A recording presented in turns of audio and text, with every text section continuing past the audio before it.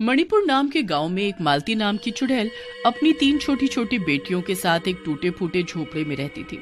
मालती बहुत ही गरीब चुड़ैल थी जिसकी शक्तियां एक जादूगर ने अपने वश में कर ली थी। फिलहाल मालती के पास एक गाय थी गुजारा करने के लिए, जिसका दूध निकालकर वो गांव के लोगों को बेचने जाया करती थी। लेकिन फिर भी गांव का कोई शख्स चुड़ैल से कुछ नहीं लेता था, क्योंकि वो बहुत ही डरावनी और भयानक दिखती थी। एक दिन गाय को चारा ठीक से ना खिला पाने की वजह से वो भी मर जाती है। अब मैं क्या करूं? ये गाय ही थी जिसकी वजह से मैं अपने बच्चों का पेट भर पा रही थी। अब क्या होगा? कहां से खिलाऊंगी इन्हें? मेरे पास तो इतने पैसे भी नहीं कि मैं दूसरी गाय खरीद सकूं। माँ, तुम रोती हुई बिल्कुल भी अच्छी नहीं लगती। देखो ना, तुम्हें रोता देख सिया और खुशबू भी रोने लगे। नहीं नहीं, मेरी बच्चियों रो मत। अब तुम्हारी माँ नहीं रोएगी। चलो अब चुप हो जाओ। अब और क्या कर सकते हैं? किस्मत में दुख लिखा है तो भोगना तो पड़ेगा ही। तभी सभी बच्चे अपनी माँ से खाना मांगने लगते हैं। माँ, बहुत भूख लगी है, कुछ खाने को दो ना। मुझे भी खाना दो, मुझको भी भूख लगी है। अरे, मैं तो इस गाय के चक्कर में सब भूल ही गई कि घर में तो अन्न का एक दाना भी नहीं है। आज भी दूध नहीं बिका तो पैसे कहाँ से आएंगे, और पैसे नहीं होंगे तो खाना कहाँ से आएगा। ओह, अब मैं अपनी बच्चियों को क्या खिलाऊं? कहाँ से लाऊंगी बिना पैसों के खाना? ऐसा करती हूँ, पड़ोस से थोड़ा खाना मांग लेती हूँ। मालती अपनी बेटियों के लिए दूसरे घर जाकर खाना मांगने लगती है। कुछ खाने के लिए दे दो, मेरी बेटियां भूखी हैं। घर के अंदर से एक औरत चुड़ैल को बोलती है, जाओ जाओ, हमारे पास कुछ खाने के लिए नहीं है, और अगर मैंने तुम्हें खाने के लिए कुछ दे दिया तो तुम मुझे मार दोगी, गंदी चुड़ैल। चुड़ैल ये सुनकर बहुत दुखी हो जाती है। गाँव में कोई भी चुड़ैल और उसकी बेटियों को पसंद नहीं करता था। इसीलिए एक दिन चुड़ैल ने शहर जाने का फैसला किया। उसने अपनी 3 बेटियों को अपने साथ ले जाने का फैसला लिया, ये उम्मीद करते हुए कि शायद शहर के लोग उन्हें स्वीकार करेंगे अगर वो देखेंगे कि उनकी बेटियां कितनी अच्छी तरह से व्यवहार करती हैं और दयालु हैं। चुड़ैल की तीनों बेटियां शहर जाने के फैसले से बहुत खुश होती हैं। माँ, हम शहर कितने दिन में जाएंगे? बस कल ही रवाना हो जाएंगे। अरे वाह, हम कल शहर जाएंगे। पता नहीं शहर कैसा दिखता होगा। माँ, शहर में तो बड़ी बड़ी इमारतें होती होंगी ना? हाँ, वह बहुत बड़ी बड़ी इमारतें होती हैं और वहाँ पर हमें काम भी मिल जाएगा। फिर मैं तुम सबको सुकून से पाल सकूंगी। माँ, इन गांव वालों ने तो हमें नहीं अपनाया, पर क्या शहर वाले हमें स्वीकार करेंगे? जरूर करेंगे, कुछ न कुछ तो होगा ही।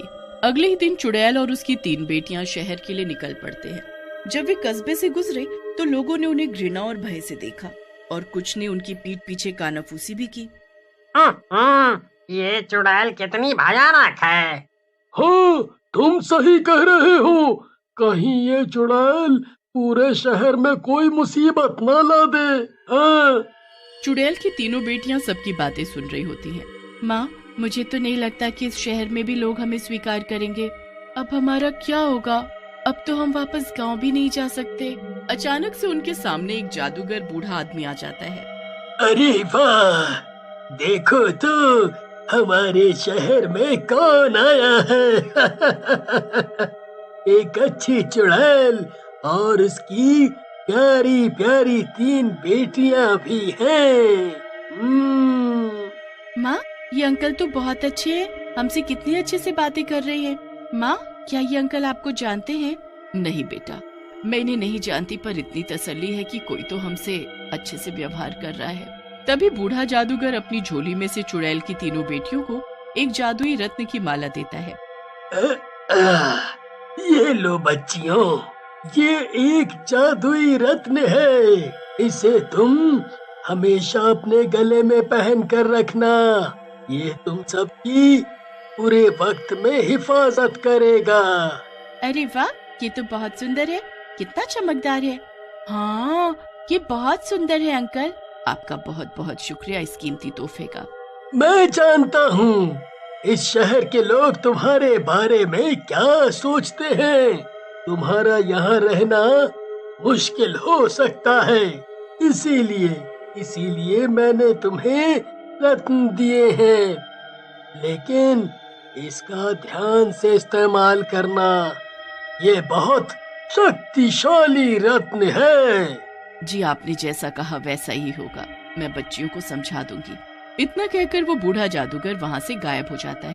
थोड़ी ही देर बाद वहाँ रात हो जाती है, लेकिन चुड़ैल और उसकी बेटियों को रहने के लिए कोई जगह नहीं मिलती। माँ, मैं बहुत थक चुकी हूँ। मैं भी बहुत थक चुकी हूँ। बस जैसे ही कहीं ठहरने की जगह मिलती है हम वहाँ आराम करेंगे।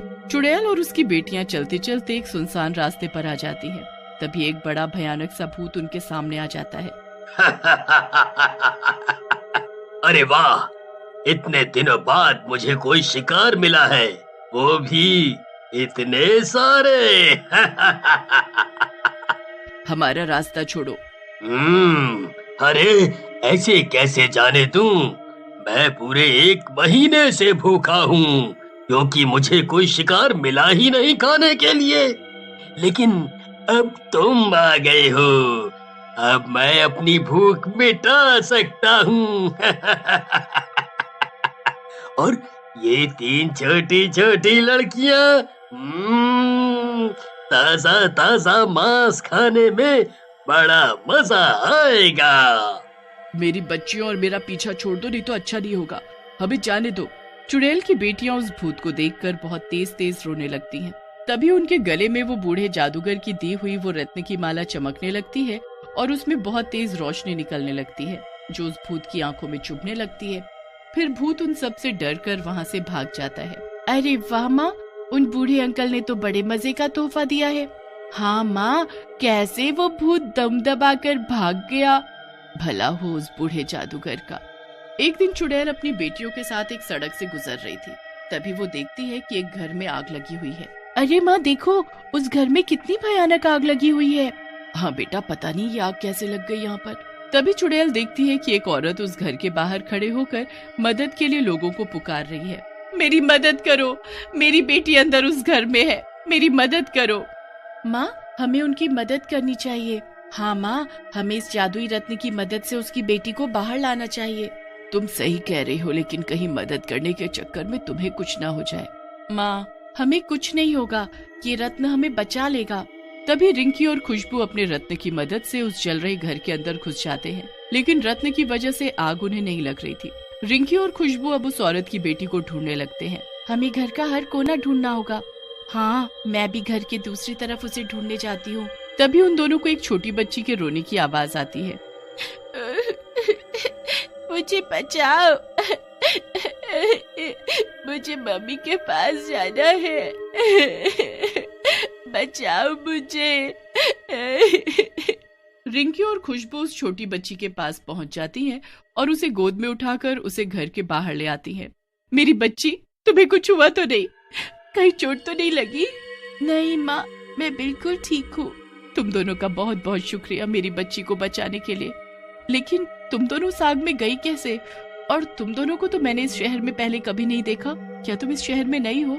जी, हम इस शहर में नए हैं और हमारे इस जादुई रत्न की वजह से ही हम उस आग में जा पाए और हमें आग नहीं लग पाई। तुम दोनों अकेली हो? तुम्हारे साथ और कोई नहीं है? नहीं नहीं, हमारे साथ हमारी माँ और एक और बहन है। तभी वहाँ पर चुड़ैल और सिया आ जाते हैं। चुड़ैल को देखकर वो औरत घबरा जाती है। नहीं नहीं, आप घबराए नहीं, मैं आपको कुछ नहीं करूंगी। मेरी शक्तियाँ एक बुरे जादूगर ने अपने वश में कर ली है, जिसकी वजह से मैं कुछ नहीं कर सकती। लेकिन आप यहाँ क्या कर रही हैं? चुड़ैल उस औरत को सारी बात बताती है। चुड़ैल की बातें सुनकर वो औरत भावुक हो जाती है। मेरा इस शहर में एक और बड़ा घर है, क्योंकि अब ये घर जल गया है तो अब मैं और मेरी बेटी उसी घर में रहने जाएंगे। आपके पास भी कोई रहने का ठिकाना नहीं है, तो आप लोग हमारे साथ उस घर में रहिए। नहीं नहीं, इसकी क्या जरूरत है? आपकी बेटी ने मुझ पर बहुत बड़ा एहसान किया है मेरी बेटी को बचाकर। इस एहसान को तो मैं पूरी जिंदगी भी नहीं उतार सकती, इसीलिए मैं आपकी मदद करना चाहती हूँ। मुझे बहुत अच्छा लगेगा अगर आप मेरे साथ मेरे घर चलेंगी तो। चुड़ैल उस औरत के साथ जाने के लिए राजी हो जाती है और चुड़ैल और उसकी बेटी को अब पनाह भी मिल जाती है। उस दिन के बाद से वो गरीब चुड़ैल की तीनों बेटियां उस शहर के लोगों की अपनी उस जादुई रत्न की मदद से रक्षा करने लगी, जिसकी वजह से पूरा शहर चुड़ैल और उसकी तीनों बेटियों का बहुत सम्मान करता था। कभी वो तीनों बेटियां किसी के घर चोरी होने से बचाती थी और चोर को पुलिस के हवाले कर देती थी, तो कभी किसी भूखे व्यक्ति को जादू से खाना पेश कर दिया करती थी। उसके बाद से गरीब चुड़ैल और उसकी तीनों बेटियां ये जानकर हमेशा खुश रहने लगी कि उनके पास खुद को और दूसरों की रक्षा करने की शक्ति थी।